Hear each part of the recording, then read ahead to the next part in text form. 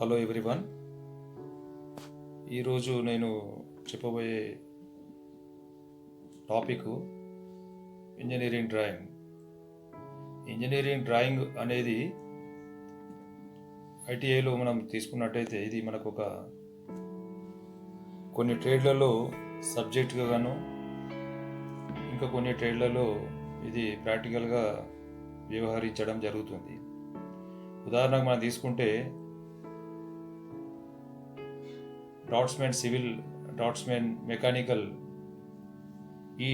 ఇలాంటి ట్రేడ్లు వీళ్ళకు ప్రాక్టికల్గా దీన్ని తీసుకోవడం జరుగుతుంది. సో ఇందులో వీళ్ళకు సిలబస్, తర్వాత ట్రైనింగ్ అవర్స్ అలాంటివి వీళ్ళకు ఎక్కువ ఉండడం జరుగుతుంది. సో వీళ్ళు పొందబోయే ఉద్యోగాలు డ్రాఫ్ట్స్మెన్గా వీళ్ళు కొనసాగడం జరుగుతుంది వీళ్ళకు. అలాగే వేరే ట్రేడ్లు మనం తీసుకున్నట్టయితే టర్నరు, ఫిట్టరు, ఎలక్ట్రీషియను, తర్వాత ఇంకా వెల్డరు, ఇలాంటివి ఏవైతే టెక్నికల్ ట్రేడ్స్ ఏవైతే ఉన్నాయో, టెక్నికల్ ట్రేడ్స్ ఉన్న ప్రతి ట్రేడ్ వాళ్ళు ఇంజనీరింగ్ డ్రాయింగ్ను నేర్చుకోవాల్సిన అవసరము ఖచ్చితంగా ఉంది. సో అందుకే మనకు ఉన్న సబ్జెక్టులలో ప్రాక్టికల్, తర్వాత ఇంజనీరింగ్ డ్రాయింగు, ఇంకా ట్రేడ్ థియరీ అని ఇలాంటివి అన్నీ ఉంటూ ఇంజనీరింగ్ డ్రాయింగ్ అనేది కూడా మనకు కంపల్సరీగా ఉంటూ వస్తుంది. సో ఇంజనీరింగ్ డ్రాయింగ్ లేకుండా ఒక టెక్నికల్ పర్సను ఒక టెక్నికల్ ఎంప్లాయీగా కొనసాగాలి అంటే ఇది దాని ఎట్టి పరిస్థితుల్లోనూ కుదరని పరిస్థితి. సో అందుకే దీని యొక్క ముఖ్యము ఆవశ్యకత అనేది ఉంది. ఇంజనీరింగ్ డ్రాయింగ్ యొక్క ఆవశ్యకత అనేది ఖచ్చితంగా ఉంది. ఐటీఐ చేసిన ట్రైనీ ఇండస్ట్రీకే వెళ్తాడు కాబట్టి ప్రతి ఇండస్ట్రీలో డ్రాయింగ్ అనే సెక్షన్ సెపరేట్గా ఉంటుంది. అక్కడ ఇండస్ట్రీలో ఏదన్నా ప్రొడక్షన్ జరుగుతుంది, ఒక ప్రోడక్ట్ తయారవుతుంది అక్కడ అన్నప్పుడు ఇండస్ట్రీలో అక్కడ ఈ డ్రాయింగ్ ఇంజనీరు దానికి అవుట్లైను అన్ని రకాల డ్రాయింగ్ ప్రిపేర్ చేసి మామూలుగా ఒక డ్రాఫ్ట్స్మెన్కి ఎక్స్ప్లెయిన్ చేసి ఇచ్చేస్తే ఆ డ్రాఫ్ట్స్మెన్ దాన్ని కంప్లీట్ చేసి మళ్ళీ ఇంజనీర్ అప్రూవల్ చేయడము. సో దాని ద్వారా దాని ప్రోడక్టుకు అది అందరూ టాప్ టు బాటమ్, కింది లెవెల్ నుండి పై లెవెల్ వరకు, మేనేజర్ నుండి టెక్నీషియన్ వరకు, ఇంజనీరు, ఇలా ఎవరైతే ఒక ప్రొడక్షన్లో ఉండే ఎంప్లాయీ ఎవరైతే ఉన్నారో, ఒక వస్తువు తయారు కావడానికి ఎవరైతే ఎన్ని రకాల ఎంప్లాయీస్ అయితే వర్క్ చేస్తారో వాళ్ళందరికీ ఆ ఇంజనీరింగ్ డ్రాయింగ్ అనేది అవగాహన కావాల్సిన అవసరము ఉంది. ఏ ఒక్క దగ్గర పొరపాటు జరిగినా, అర్థం చేసుకోవడంలో అక్కడ పొరపాటు జరిగిన ఆ ప్రోడక్ట్ అనేది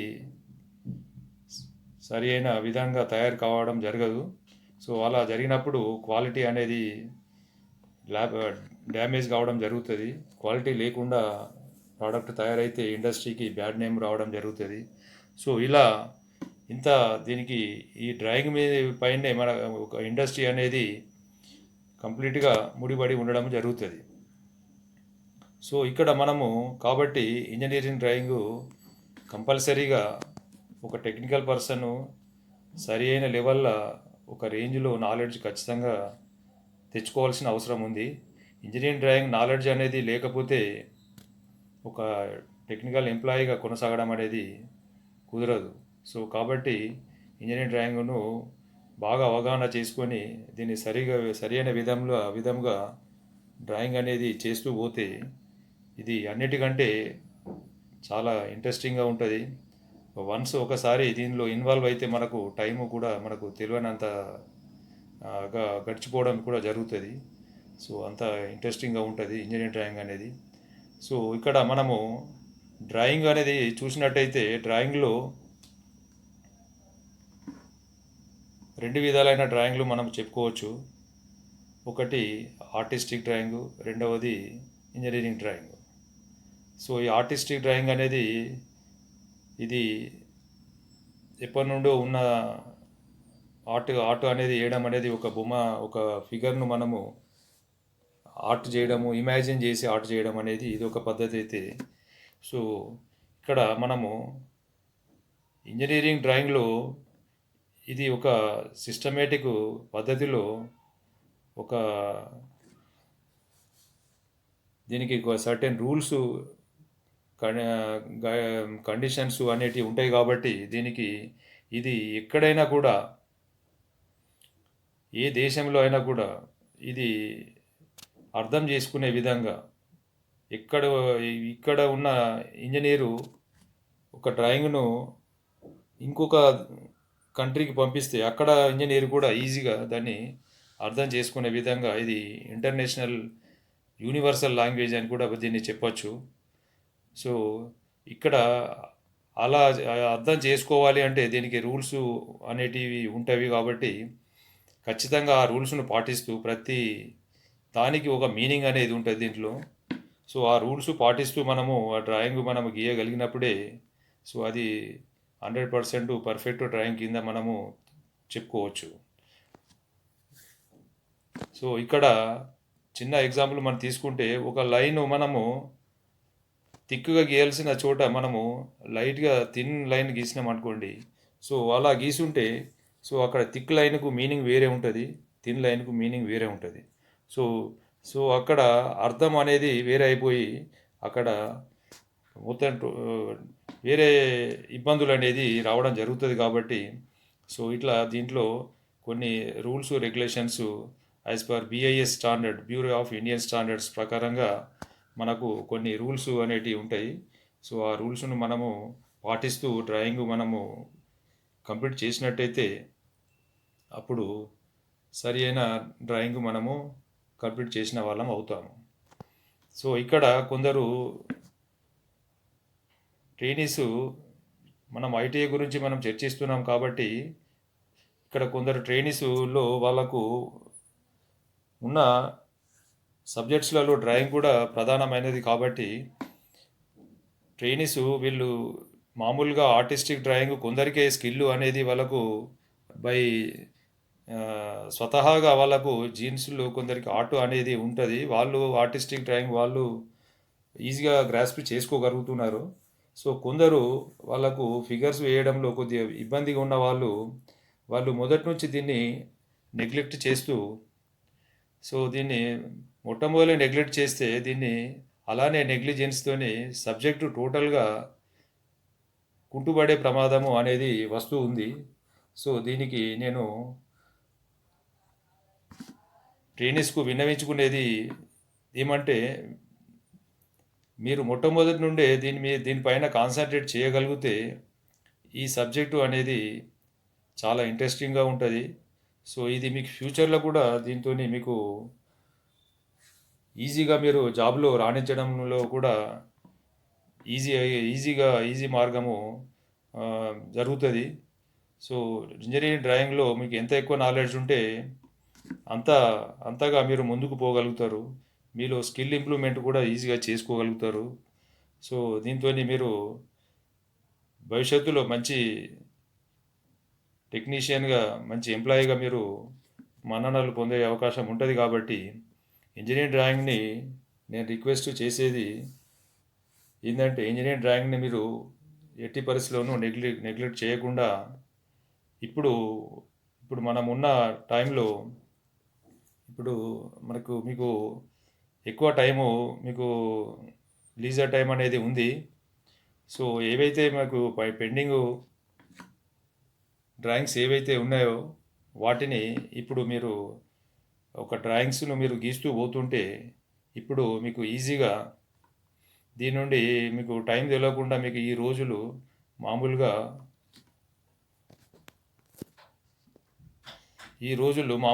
మీకు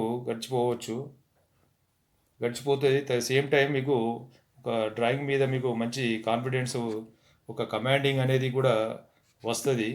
సో ఇలా కమాండింగ్ మీకు దాని మీద మంచి అవగాహన మంచి పట్టు వచ్చినప్పుడు మీలో విల్ పవర్ అనేది పెరుగుతుంది. సో దీని నుండి మీరు ఫ్యూచర్లో మంచి మంచి పొజిషన్లో కూడా వెళ్ళే అవకాశాలు కూడా ఉంటాయి. సో కాబట్టి ఇంజనీరింగ్ డ్రాయింగ్ను అతి శ్రద్ధతోని ఈ టైంను మీరు ఇప్పుడున్న మీకు హాలిడేస్ను సద్వినియోగం పరుచుకొని డ్రాయింగ్ను ఎక్కువగా మీకు డ్రాయింగ్ పైన ఫోకస్ చేస్తూ వేరే సబ్జెక్ట్స్ని కూడా మీరు కేర్లెస్ చేయకుండా మీకు ఎక్కువ బోగా టైం దొరికినప్పుడు లీజర్ ఉన్నప్పుడు ఈ డ్రాయింగ్ కూడా మీరు గీస్తూ వెళ్తూ ఉంటే సో దీంట్లో మీరు మంచి స్కిల్ మంచి పర్ఫెక్షను మంచి నాలెడ్జ్ కూడా మీరు పొందొచ్చు. సో నెక్స్ట్ ఇప్పుడు మనము చూసుకున్నట్టయితే డ్రాయింగ్లో మనం ఇప్పుడు రెండు విధాలు అనుకున్నాము, ఆర్టిస్టిక్ ఇంజనీరింగ్ డ్రాయింగ్ అనుకున్నాం. సో ఆర్టిస్టిక్ డ్రాయింగ్ అనేది ఇది పురాతనంగా మనకు ఎప్పటి నుండో మనకు వినియోగంలో ఉన్నది. ఇంజనీరింగ్ డ్రాయింగ్లో ఇప్పుడు చెప్పినట్టు దీనికి సర్టెన్ రూల్స్ రెగ్యులేషన్స్ ఉంటాయి. ఇప్పుడు ఇక్కడ మన ఫిగర్లో చూపించిన విధంగా ఇది ఆర్టిస్టిక్ డ్రాయింగ్. ఇక్కడ ఆర్ట్తోని the art of representation of an object by the artist by his imagination or by keeping the object before him. ఎగ్జాంపుల్గా painting, cinema posters, advertisements, boards ఇట్లా మొదలగునవి వీటన్నిటిని మనం ఆర్టిస్ట్ డ్రాయింగ్ కింద తీసుకోవచ్చు. అదే ఇంజనీరింగ్ డ్రాయింగ్ కింద తీసుకుంటే the art of representation of engineering objects, ఏవైతే ఇంజనీరింగ్ ఆబ్జెక్ట్స్ పార్ట్స్, ఒక మిషనరీ పార్ట్ కానీ ఒక బ్లాక్ కానీ ఒక ఆబ్జెక్ట్ కానీ ఏదైనా కానీ దాన్ని మనము ఒక క్యాలిక్యులేషన్ ద్వారా మనం గీస్తే దాన్ని ఇంజనీరింగ్ డ్రాయింగ్ అని చెప్తాము. సో ఇది ఇంజనీరింగ్ డ్రాయింగ్ అనేది నాట్ ఓన్లీ మెకానికల్, ఇది అన్ని ఫీల్డ్స్లలో ఇది అప్లై, దీని యూసేజ్ అనేది ఉంది. మనం మామూలుగా ఎలక్ట్రికల్ కానీ ఎలక్ట్రానిక్స్ కానీ తర్వాత ఏరోస్పేస్ కానీ సో మెకానికల్ ఇలా అన్ని రంగాలలో ఇంజనీరింగ్ డ్రాయింగ్ అనేది దాంట్లో ప్రతి రంగంలో ఇంజనీరింగ్ డ్రాయింగ్ అనేది అవసరం అనేది ఉంది. సో ఇక్కడ what is an engineering drawing? An engineering drawing is a technical drawing which clearly defines and communicates a design to other interested parties. Other parties may have an interest in design collaboration, procurement, purchasing, costing, manufacturing, quality control, marketing, handling, packaging. So engineering drawing అనేది ఇన్ని రంగాలతోని ఇన్ని రకాలుగా వాటితోని ముడిపడి ఉంది. ఏమి procurement, purchasing, casting. So the engineering డ్రాయింగ్తోని మనం ఇవన్నిటిని పరిగణలోకి తీసుకొని మనము డ్రాయింగ్ అనేది మనము గీసిన తర్వాత మనం వీటన్నిటిని క్యాలిక్యులేషన్లో మనం ఇవన్నిటిని దృష్టిలో పెట్టుకొని డ్రాయింగ్ గీయడం జరుగుతుంది. సో దాని తర్వాత కూడా క్యాలిక్యులేషన్స్ కూడా చూసుకోవడానికి కూడా అవకాశం ఉంటుంది. So role of engineering drawing, engineering graphics, visualisation, communication, documentation. Applications of engineering drawing, ships, manufacturing of automobiles, construction field. So ఇలా ఇంజనీరింగ్ డ్రాయింగ్ యొక్క ఉపయోగము ఉంది. ఇక్కడ మనము తీసుకున్నప్పుడు డ్రాయింగ్ గీయాలి అని అంటే, డ్రాయింగ్ డ్రా చేయాలి అంటే డ్రాయింగ్ ఇన్స్ట్రుమెంట్స్ అనేటివి అత్యంత ఉపయోగము అనేది ఖచ్చితంగా ఉంది. ఇందులో మనము ప్రతిదీ మనకి దీన్ని ఇంజనీరింగ్ డ్రాయింగ్ని ఇంకో రకంగా కూడా మనం ఇది ఇన్స్ట్రుమెంటల్ డ్రాయింగ్ అని కూడా మనం చెప్పొచ్చు. సో అన్నీ మనము ఇన్స్ట్రుమెంట్స్ ద్వారానే మనం గీస్తాం కాబట్టి దీన్ని ఇన్స్ట్రుమెంటల్ డ్రాయింగ్ అని కూడా మనము చెప్పుకోవచ్చు.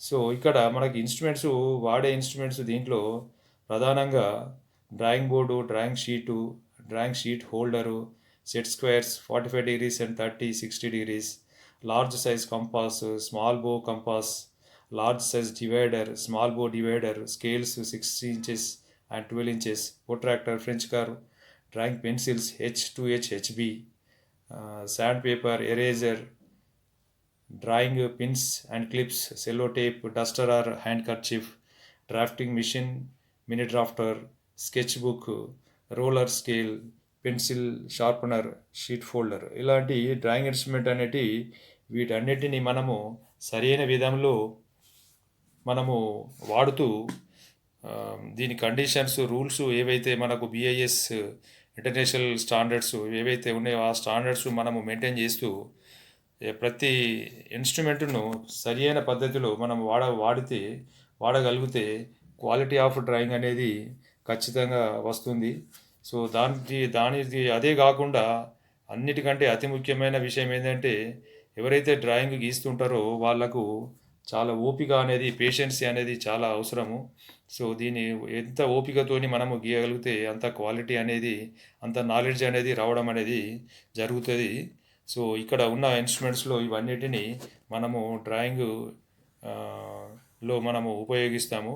సో ఇక్కడ మెయిన్గా మనకు పెన్సిల్స్లలో చూసుకున్నట్టయితే H2H హెచ్బి అనే పెన్సిల్స్ మనము చెప్పుకోవచ్చు.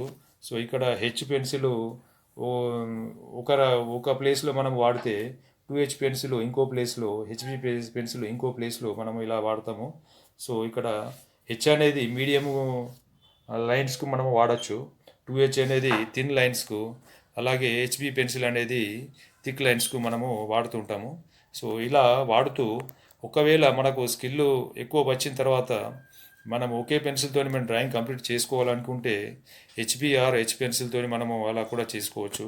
So at the beginning but ఈ 3 టైప్స్ ఆఫ్ పెన్సిల్స్ సరిగా షార్ప్నెస్ చూసుకుంటూ ఎవ్రీ టైం దాన్ని షార్పెన్ చేసుకుంటూ మనము పెన్సిల్స్ వినియోగించాలి. సో ఇక్కడ మనం నెగ్లెక్ట్ చేస్తే పెన్సిల్ ఇక్కడ లైన్స్లలో థిక్నెస్లో తేడా వస్తుంది కాబట్టి అందులో మీనింగ్లోనే ఎంతో తేడా అయిపోతుంది. సో ఇక్కడ ఇది మెయిన్గా ఇప్పుడు మన పెన్సిల్స్ ఆ రకమైన పెన్సిల్స్ మనము ఆ, ఎక్కడ వాడాలా ఎక్కడ ఏ పెన్సిల్ వాడానో ఆ పెన్సిళ్ళు వాడుతూ మనము జాగ్రత్తలు తీసుకోవాల్సిన అవసరం ఉంది. సో ఇది ఇంకోటి డ్రాయింగ్ బోర్డు. ఇది ఇంపార్టెంట్. ఈ డ్రాయింగ్ బోర్డు లేకుండా మనము డ్రాయింగ్ అనేది సపోర్టింగ్గా ఉంటుంది కాబట్టి సో ఇది డ్రాయింగ్ బోర్డు సరైన క్వాలిటీ డ్రాయింగ్ బోర్డు వాడుతూ మన డ్రాయింగ్ చేయాల్సి ఉంటుంది. ఇక్కడ డ్రాయింగ్ షీట్ గురించి మనం చూసినట్టయితే ఇక్కడ కనిపించిన ఫిగర్లు సో ఈ రకంగా మనకు ఇది బార్డర్ లైను, ఇన్సైడ్ బాక్స్ ఏదైతుందో అది బార్డర్ లైను, ఈ స్మాల్ బాక్స్ ఏదైతుందో అది టైటిల్ బ్లాక్. సో ఇలాంటి మెజర్మెంట్స్ సో ఇట్లా మనము దీనికి ఈ రకమైన మెజర్మెంట్స్ మనము ఫాలో అవుతూ ఇది స్టాండర్డ్ మెజర్మెంట్స్ కాబట్టి వీటినే ఫాలో అవుతూ మనము గీయవలసి ఉంటుంది. టైటిల్ బ్లాక్లో మనకి ఏమేమి వస్తాయంటే name, roll number, semester, section, subject, date, grade, line, ఇది టైటిల్ నేము. సో ఇది ఏ యాంగిల్లో మనం గీసామనేది ఇక్కడ దాని యొక్క సింబల్, షీట్ నెంబరు, ఇది ఎవరు చెక్ చేశారు. సో ఇలాంటివి ఇందులో టైటిల్ బ్లాక్లో సో ఎవ్రీ షీట్లో బాటమ్ రైట్ కార్నర్లో టైటిల్ బ్లాక్ అనేది మనము ప్రిపేర్ చేయాల్సి ఉంటుంది. సో ఇక్కడ మనము పేరు తర్వాత రూల్ నెంబరు ఇవి రెండుని మనము మామూలుగా పెన్తో రాసినా సరిపోతుంది. షీట్ సైజులో కూడా ఇవి అన్నీ ఇంటర్నేషనల్ బిఐఎస్ స్టాండర్డ్స్ ప్రకారంగా షీట్ సైజు ఉంటాయి. సో ఇందులో మనకు దాదాపుగా ఇప్పుడు 5 రకాల మనకు sheet size A1, A2, A0, A3, A4 అనేవి 5 రకాల షీట్స్ మనకు వినియోగిస్తాము. సో ఇది కూడా యాజ్ పర్ బిఐఎస్ స్టాండర్డ్స్ ప్రకారంగా ఇక్కడ లాంగ్ సైజ్ అయితే A0, సెకండ్ అయితే అందులో హాఫ్, అదే ఈ A2 అయితే ఇందులో హాఫ్, A3 అయితే ఇవి A2లో హాఫ్, A4 అయితే A3లో హాఫ్, ఇలా 5 రకాలైన షీట్స్ మనకు యాజ్ పర్ స్టాండర్డ్స్ మనము వినియోగిస్తాం. ఇందులో లైన్స్ మెయిన్గా చెప్పుకోవాల్సింది లైన్స్. సో ఇందులో లైన్స్లో thickness varied according to the use of pen or pencil and the size and type of the drawing. So for pencil the lines can be divided into 2 line groups. 0.2 thickness ఉంటే దాన్ని medium line అని చెప్పుకోవచ్చు. ఆ medium లైన్ను మనం out lines, తర్వాత dotted lines, cutting plane లైన్స్లో మనము 0.2 mm మనము లైన్ గీస్తాము. అదే 0.1 అయితే థిన్ లైన్, అది centre lines, section lines, dimension lines, extension lines, construction lines, leader lines, short break lines and long break lines. So ఇవి 0.1 mm థిక్నెస్, ఇవి థిన్ లైన్స్ అనడం జరుగుతుంది. సో ఇక్కడ థిక్ లైన్స్, మీడియం లైన్స్ అనేటి మనము చూసుకుంటే so ఇలాంటి మీనింగు వస్తుంది ఇది. So in the finished drawing all lines except construction lines should be dense, clean, and uniform. Construction lines should be drawn very thin and faint and should be hardly visible. Types of లైన్స్లో మనకు a continuous thick line, ఇది థిక్గా ఉండి లాంగ్గా ఉంటే దీన్ని మనము ఎక్కడ apply చేస్తాము? విజిబుల్ అవుట్ లైన్స్, విజిబుల్ ఎడ్జెస్లో. అలాగే బి కంటిన్యూస్ థిన్, స్ట్రేట్ కరువు ఎలా ఉన్నా కూడా ఇవి మనకు అలాంటివి కనిపించినప్పుడు డ్రాయింగ్లో వాటిని మనము imaginary lines of intersection, dimension lines, projection lines, leader lines, hatching or section lines, outlines of revolved sections in plane, short centre lines, ఇలాగా మనకు అక్కడ అక్కడ మనము డ్రాయింగ్ను అక్కడ చూసి మనము ఆ మీనింగ్ మనము తీసుకోవచ్చు. అలాగే కంటిన్యూస్ థిన్ ఫ్రీ హ్యాండ్, అలాంటి కంటిన్యూస్ థిన్ ఫ్రీ హ్యాండ్ కరువులా ఇట్లా వచ్చిన లైన్స్ ఏవైతే ఉంటాయో వాటిని C1 limits of partial or interrupted views and sections, short break lines కింద మనము మీనింగ్ అర్థం చేసుకోవచ్చు. Continuous thin straight with zigzags, D long break lines. So ఇలాంటి సందర్భంలో సందర్భంలో మనము ఇలాంటివి మనము అర్థం చేసుకోవచ్చు. అలాగే dashed thick, hidden outlines, hidden edges. Dashed thin, hidden outlines, hidden edges. Chain thin, centre lines, lines of symmetry, trajectories. అలాగే chain thin, thick at ends and changes of direction, cutting planes దగ్గర. Chain thick, indication of lines or surfaces to which a special treatment applies. అలాగే chain thin double dashed, outlines of adjacent spots, alternative and extreme position of movable parts, centroidal lines. ఇలాంటి సందర్భంలో ఇలాంటి lines మనము వాడతాం. So applications of various types of lines according to BIS. So ఇప్పుడు మనము చెప్పుకున్న lines so ఇలా మనము డ్రాయింగ్లో చూసుకున్నట్టే ఇక్కడైతే ఇప్పుడు మనము E1 అంటే ఇక్కడ E1లో మనము ఏ లైన్ అది చూసుకుంటే మనకు ఇక్కడ మీనింగ్ అనేది అర్థమవుతుంది. సో అలా ఇక్కడ చూసిన లైన్స్ ఇక్కడ ఇందులోనే మనకు అవే లెటర్స్తో మనం ఇక్కడ చూపించడం జరిగింది. సో ఈ రకంగా మనం ఇప్పుడు సపోజ్ A1 ఉంది అని అంటే ఆ A1 అనేది ఇక్కడ విజిబుల్ అవుట్లైన్స్ అని చెప్పి ఇక్కడ మనం ఇట్లా అర్థం చేసుకోవచ్చు ఇక్కడ. సో అలానే G1, H1, G3 ఇలా ఉన్నాయి. సో అవన్నీ ఈ డ్రాయింగ్ ద్వారా మనము అర్థం చేసుకోవచ్చు.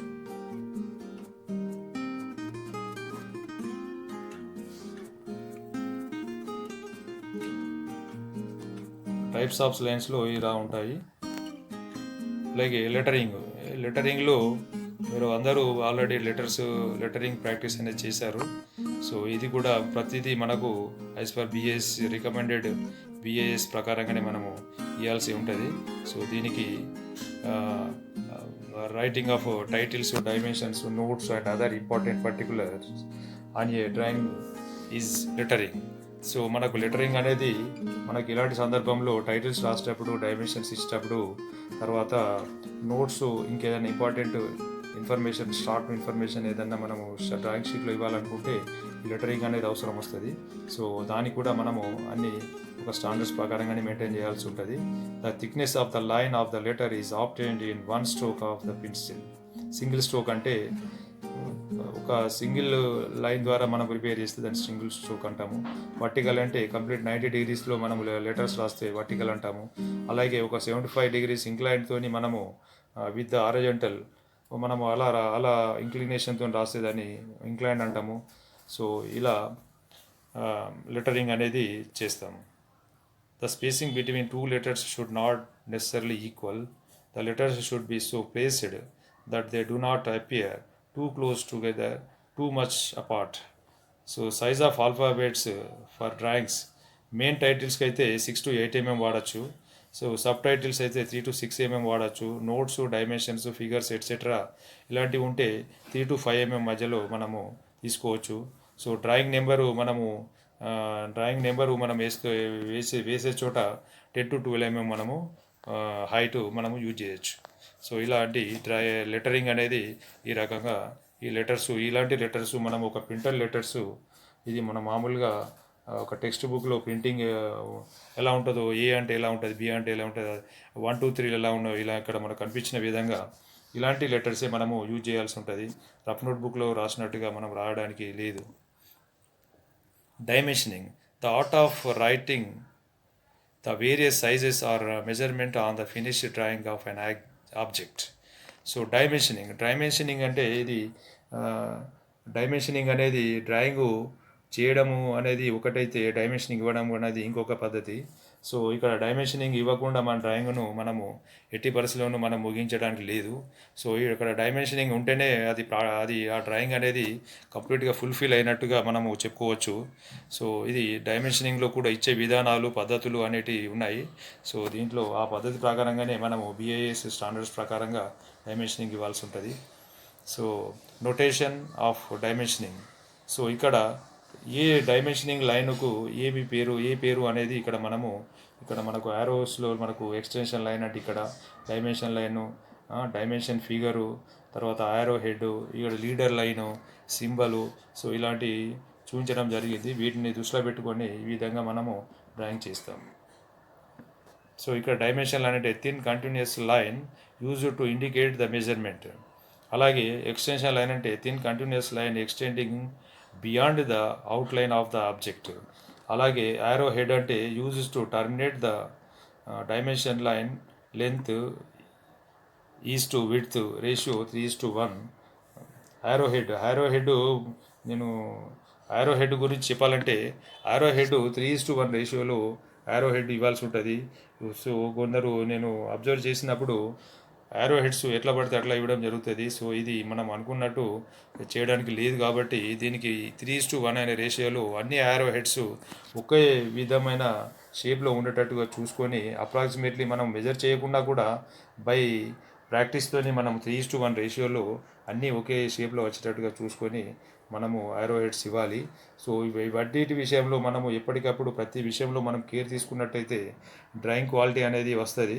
సో డ్రాయింగ్ క్వాలిటీతోనే డ్రాయింగ్ అపియరెన్స్ బాగుండి మీకు మార్క్స్ స్కోరింగ్ కూడా ఎక్కువగా రావడం జరుగుతుంది. సో ఇవన్నిటిని మనము దృష్టిలో పెట్టుకొని సో చేయాలి.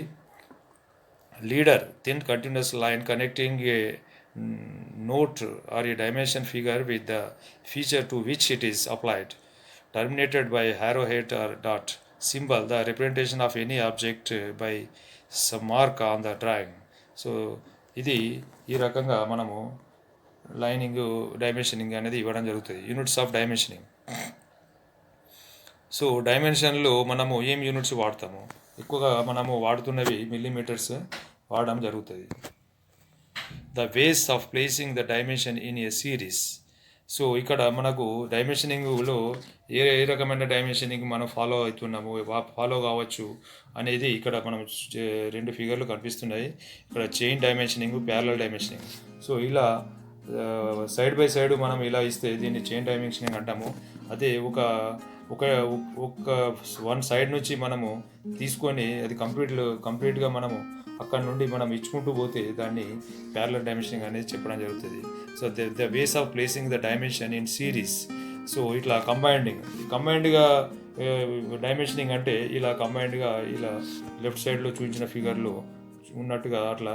అలాగే ప్రోగ్రెసివ్ అంటే ఈ విధంగా. సో ఇట్లా ఏ విధమైన డ్రాయింగ్ మనం డైమెన్షనింగ్ ఇస్తున్నాం అనేది ఇక్కడ chain dimensioning are arranged in a straight line. అలాగే parallel dimensioning are shown from common base line. So combined dimensioning chain and parallel dimensioning used simultaneously. Combined dimensioning అంటే 2 కలిపి చైన్ ప్యారలల్ కలిపితే combined dimensioning వస్తుంది. So progressive dimensioning one datum or surface is selected which reads as 0. So ఇలా all the dimensions are refer to that point or surface అనేది progressive dimensioning కింద ఉంటుంది. Types of డైమెన్షనింగ్లో మనకు aligned system, unidirectional system అనేది 2 విధాల types ఉంటాయి. In the aligned system the dimensions are placed perpendicular to the dimension line in such a way that it may be read from bottom edge or right hand edge of the drawing sheet. So ఇది ఎలాంటి కింద మనము చెప్పుకోవచ్చు. Unidirection అంటే ఒక in the unidirectional system the dimensions are so oriented such that they can be read from the bottom of the drawing. ఇది కింది నుంచి మనము చూసుకున్న విధంగా యూని డైరెక్షన్ ఉంటుంది. అలైన్డ్ అంటే ఒక పక్క నుండి మనం తీసుకుంటే అది అలైన్డ్ కింద మనం చెప్పుకోవచ్చు. Perpendicular to the dimension line. Some important rules for dimensioning. So dimensioning ఇచ్చేటప్పుడు మనం ఖచ్చితంగా ఫాలో అవ్వాల్సిన rules. All the dimensions necessary for the correct functioning of the part should be expressed directly on the drawing. అన్ని dimensions మనము drawing sheet పైన మనం చూపిస్తాము. Every dimension should be given but none should be given more than once. A dimensioning ప్రతి dimension mention చేయాలి, but ఒకసారి mention చేసిన dimension మళ్ళీ ఒకసారి మెన్షన్ చేయడానికి లేదు. A dimension should be placed on the view where its use is shown more clearly. So ఇది మనకు క్లియర్గా కనిపించేటట్టుగా ఒక మనకి ఏదైతే మెజర్మెంటు బిఐఎస్ ప్రకారంగా ఉందో ఆ మెజర్మెంట్లోనే మనము కనిపించే విధంగా మనము డైమెన్షనింగ్ ఇవ్వాలి. Dimensions should be placed outside the view as far as possible. Dimensions మనము ఎక్కువ శాతము ఫిగర్కు బయట నుండే ఇవ్వడం అనేది అత్యంత ఆవశ్యకతము. సో అట్లాగే mutual crossings of dimension lines and dimensioning between hidden lines should be avoided. So ఈ డైమెన్షన్ లైన్స్ ఎట్లా పడితే అట్లా క్రాసింగ్ పద్ధతిలో మనము క్రాస్ అయ్యేటట్టుగా మనం ఇవ్వడానికి లేదు. Also it should not cross any other line of the drawing. So ఇక్కడ కూడా ఇవి టచ్ కాకుండా ఇవ్వాలి.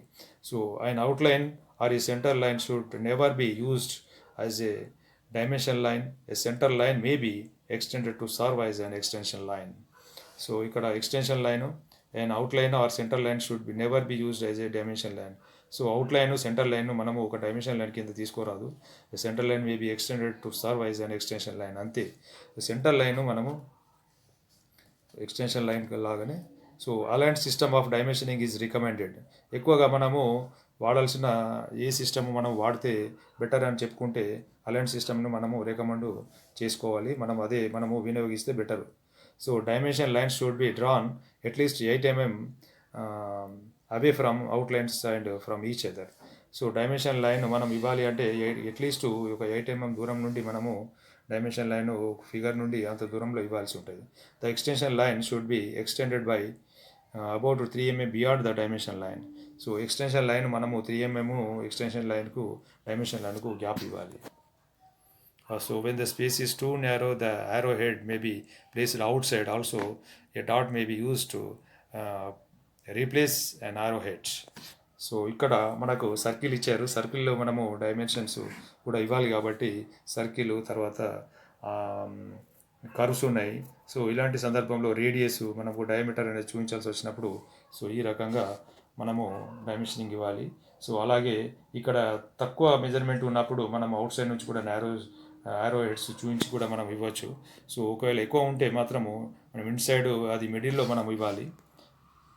So radius of spherical surface and square cross section of a rod is shown. So ఇది ఇలాంటి ఫిగర్లు వచ్చినప్పుడు ఇట్లా డ్రాయింగ్ మనము డైమెన్షన్సింగ్ ఇవ్వాలి.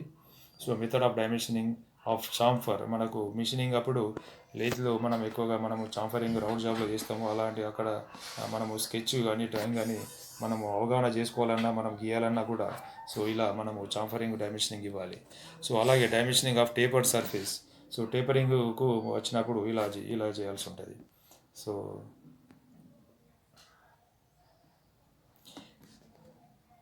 సో ఇది మనము ఇంజనీరింగ్ డ్రాయింగ్ యొక్క ఇంట్రొడక్షన్. మనము దీనికి తీసుకోవాల్సిన మినిమము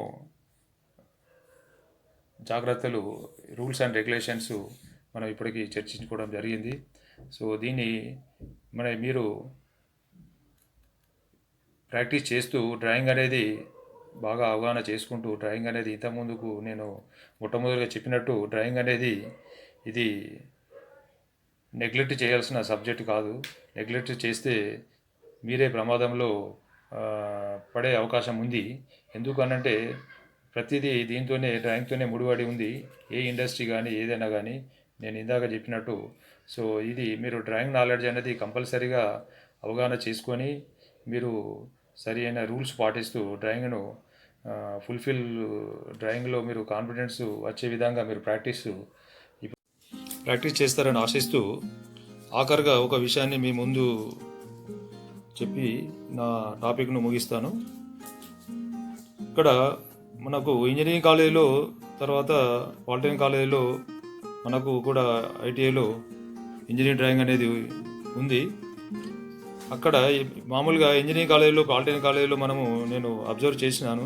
నాకు తెలిసిన విషయం ఏంటంటే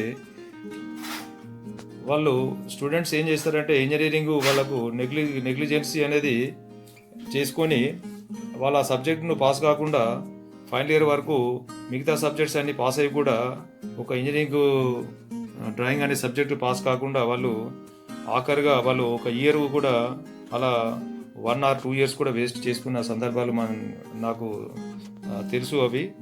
సో ఇక్కడ ఇంజనీరింగ్ డ్రాయింగ్ అనేది ఒక సబ్జెక్టుగా కాదు, ఇది సబ్జెక్ట్ కమ్ ప్రాక్టికల్ ఇది. సో ఇది ఎంత ప్రాక్టీస్ చేస్తే అంత నాలెడ్జ్ అనేది అంత ఈజీ అనేది ఉంటుంది. ఇది సబ్జెక్టుగా అని అనుకుంటే మిగతా సబ్జెక్ట్ లాగా మాత్రం కాదు ఇది.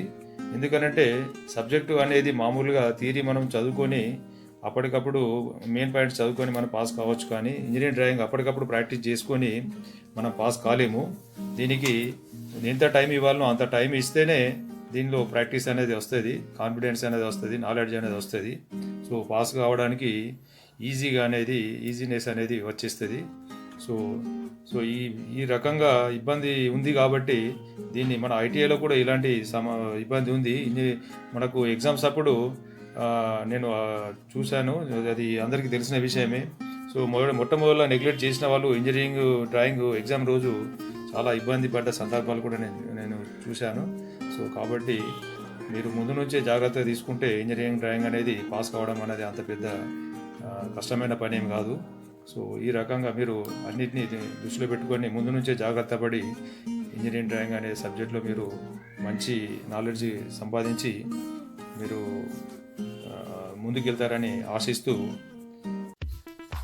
సైనింగ్ ఆఫ్ డి శ్రీనివాస్, 8 ఓట్ అన్న ట్రేడ్.